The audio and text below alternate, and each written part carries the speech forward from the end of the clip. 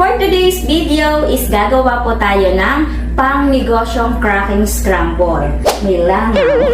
For today's video is gagawa po tayo ng cracking scramble. So ngayon meron nagtre-trending na cracking drink. So yung atin cracking scramble. So maganda tong gawing extra income kasi kahit taglamig, kahit summer, so mabili pa rin po yung scramble. So madaming nasasarapan, lalo na kung sasamahan po natin ng diskarte. Kaya panoorin nyo lamang po hanggang huli kasi yung tips, idea is nandito na po yun sa video. Okay? So let's start. So ayan, kukuha muna tayo ng chocolate na gagamitin natin. Tayo ng white chocolate. Una natin gagawin is magme-melt po muna tayo ng ating pong chocolate at yung gagamitin po natin ay yung New Look ni Dutch at saka ni Achiever. Oh no! Ito yung gagamitin ko para mas dark yung kulay niya. So, kukuha lamang po tayo dito ng 200 grams. So, hindi tayo mahihirapan kasi bawat guhit, 100 grams po yung timbang niyan. So, gagayatin lamang po natin yan ng maliliit para mas mabilis pong mag-melt. Tapos, maglalagay tayo dito ng 2 tablespoon ng oil. Habang ginagayat-gayat natin yung ating chocolate is napapainit na din po tayo ng ating pong tubig. Mabilis na lang itong magme-melt kasi mainit na siya. Hahaluin lamang po natin to hanggang sa matunaw yung chocolate po natin. At kapag malapit na siyang matunaw, pwede na din po nating patayin yung pinakang apoy po natin. Nakikita nyo, ganun lang kabilis at melt na po yung ating chocolate. Okay, so yung gagamitin po nating baso is ito. Ang size po nito ay 16 ounce. Dito is maglalagay po tayo ng 2 tablespoon po ng tuminal po natin na chocolate.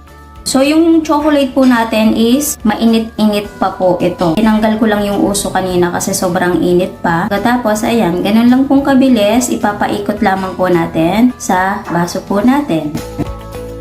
So, diba? Walang hassle. Mas mabilis siyang i-coat do sa pinakang baso po natin. Ito po yung itsura ng loob niya. Pinakang ilalim niyan, magda-dark pa yan kasi medyo bababa pa yung chocolate po natin. Medyo marami pa yung chocolate niya sa loob. Pwede natin gawin, itaktak po ulit natin pabalik dito. Yan, ganan-ganan. So, pwede rin naman, hindi na po natin gawin yon. Idediretso na lamang po natin yung scramble. White chocolate naman po ni Dutch yung gagamitin po natin. Kuha tayo ulit ng 200 grams. Tapos, maglalagay tayo ulit ng 2 tablespoon ng oil. So, ganun lamang din po yung gagawin po natin. May melt lamang din po natin ito. So, kapag malapit nang mag-melt, pwede na po natin patayin yung pinakang apoy po natin. Kasi maluluto na po ito sa init po ng tubig.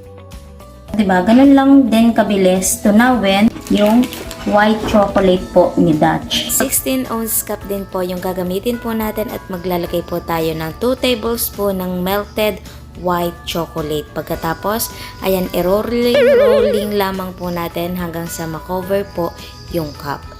Okay, so ito na yung ating coated chocolate na nasa cup na. Ganda niyan tingnan. Tapos, kung gagawin natin is hindi siya ganong kahasel. Magagawa na po tayo ng ating scramble. So, ang flavor po nito ay classic. Ang pinakang lasa po nito ay yung sinaunang scramble na nabibili po natin.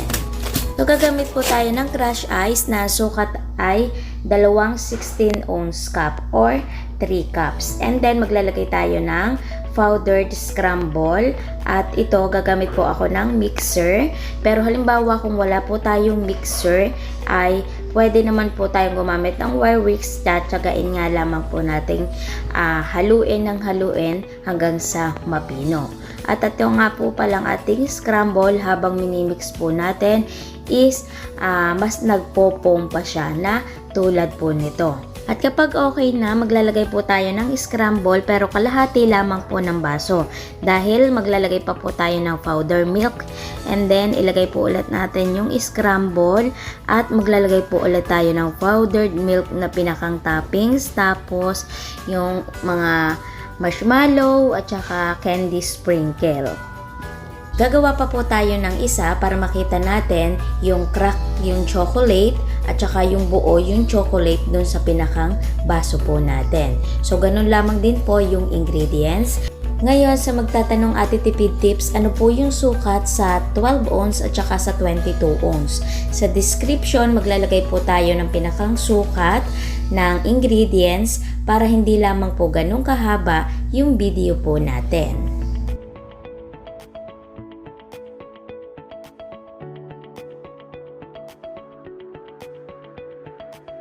So, ito na yung ating cracking scramble. So, maganda siyang tingnan, di ba? Parang chocolate coated, yon ganon. Tapos, syempre, cracking scramble nga. So, itry natin. Okay? Wow! Di ba? Pakinig nyo yun. Natunog-tunog pa siya, di ba? Wow. Nice! Tapos, ito yung ating white chocolate. Di ba? May tunog-tunog pa talaga nung crack.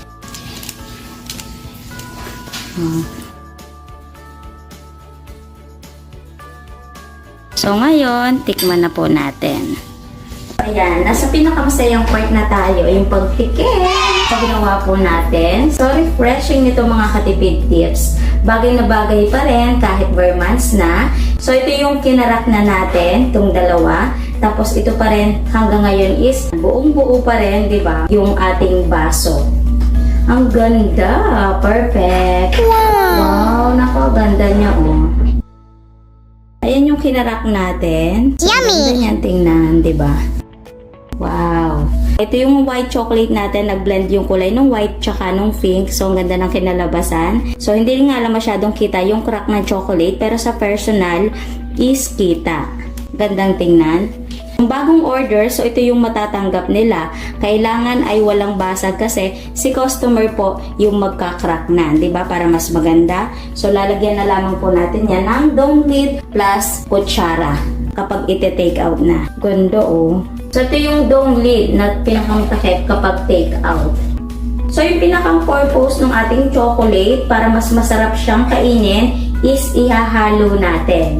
Pero tikman muna natin nang wala pang chocolate. Sarap.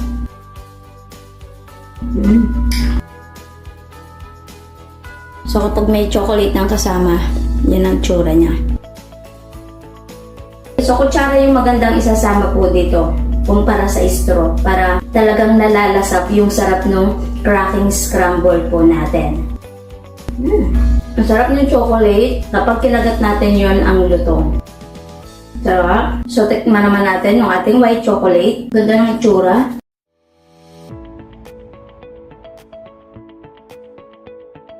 Okay, ito yung tipo na ang sarap kainin. Tapos yung inuuti-uti ba, yung paunti-unting sandok na ganito.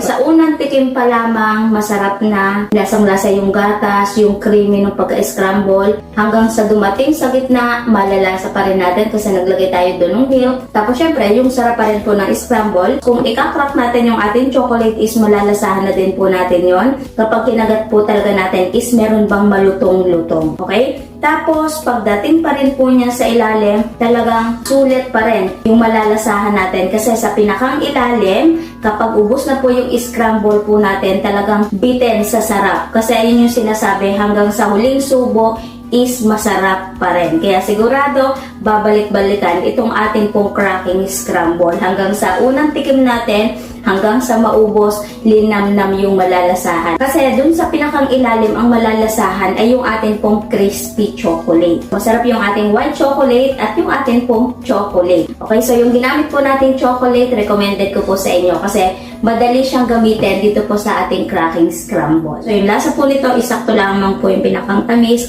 kahit tayo po ay may chocolate. Kasi yung pinaka-scramble po natin is tamang-tama po yung lasa. So, yung ginawa po nating procedure, ayun po ay sa nag-uumpisa pa po lamang para hindi po tayo matunawan ng scramble. Pero halimbawa naman kung talagang kinarer na po natin ito, madami na pong bumibili para mas mabilis po nating mapagbilhan, pwedeng gawain na po natin ng maramihan yung scramble. So dito po sa scramble ni Enjoy, kung lahatan po natin titimplahin, so hindi naman kayo mag-worry kasi meron na po yung paraan kung paano po natin titimplahin. So kung titimplahin na po lahat natin itong Enjoy, pwede po natin ilagay sa cooler o kaya po ay sa styro para hindi po agad matunaw. So sa paraang yon, less hassle po sa atin. Tapos, mabilis po nating mapapagbilhan yung mga customer po natin. So, ayun, sarap-sarap nito mga katipid tips. Tapos, yung pinakang yelo po nito, kailangan is hindi po pinong-pino. Okay, yung medyo may buo-buo. So, halimbawa, kung bibili po tayo ng yelo, sa planta ng yelo, sasabihin po natin is yung panghalo-halo para hindi po ganun kadurog. Para mas matagal po siyang matunaw na tulad po nito kasi medyo mahaba-haba na pong proseso yung pinagdaanan nito kasi nag-picture-picture pa po ako ng pinakang thumbnail pero tingnan nyo pa rin mga katipid tips, hindi pa rin siya natutunaw. Ayun po yung tips dito po sa paggagawa po ng ating scramble. So kung nakahanap tayo ng extra income ngayon, itry nyo po itong ating cracking scramble, karirin lamang po natin. So samahan lamang po natin to na sipag at diskarte. Sigurado kikita po kayo ngayong per month. Hindi po imposible na lumago po ito. Okay, basta alagaan lamang po natin. So ngayon, mag-costing na po tayo. At ito ay inaabangan na po ng mga chikiting ko.